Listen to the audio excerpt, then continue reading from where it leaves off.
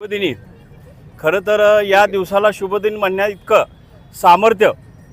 आपल्या समाजामध्ये अशी काही सामाजिक चळवळी उभ्या करणारे जी काही असे क्रांतीसूर्य आहेत, तर क्रांती या शब्दाला या सूर्याच्या कर्तृत्वाने क्रांतीचा हा दिमाग उभा राहिला। खरं तर त्यावेळचा असणारा काळ,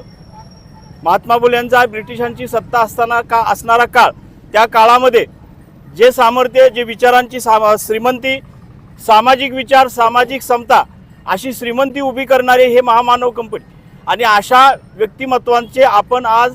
ज्यावेळी जयंती उत्सव साजरे करतो, जो समाजाला त्यांनी एकोप्याचा, एकात्मतेचा, शांतीचा संदेश दिला, जो चळवळीचा संदेश दिला आणि अशा चळवळी त्या काळात उभं करणं कठीण काम होतं आणि ज्या ब्रिटिशांनी त्यांच्या कार्याची दखल घेऊन त्याच्यावर अभ्यास केला आणि त्यांचे समाजासाठी असणारे जे विचार आहेत ते आपल्या देशात जोपासले, हे आपल्याला फार लोकांना कमी माहीत आहे। पण आपल्या समाजाला ही जाणीव असली पाहिजे की अशी असणारे हे क्रांतीसूर्य महात्मा फुले यांचं कार्य त्या काळामध्ये ज्यावेळी हे शैक्षणिक चळवळ चालू केली, समतेचा विचार आपल्या समाजामध्ये रुजवला, खरं या अर्थानं आपण आता इथे त्यांची आज जयंती साजरी करत आहोत। पण फक्त जयंती आणि उत्सव साजरे करून चालणार नाही, तर समाजामध्ये आपल्याला जो काही त्यांचा जो संदेश दिलेला आहे तो संदेश आपण अंगीकारला पाहिजे। त्या संदेशातून प्रत्येक क्षेत्रात, मग समाजकारण असो, राजकारण असो, आध्यात्मिक चळवळ असो, धार्मिक चळवळ असो, त्याच्यामध्ये त्यांच्या विचारांची श्रीमंती आपल्याला जोपासायची आहे। एवढंच मी त्यांच्या इथे आता त्यांच्यासाठी एवढंच बोलू शकतो या जयंतीच्या निमित्तानं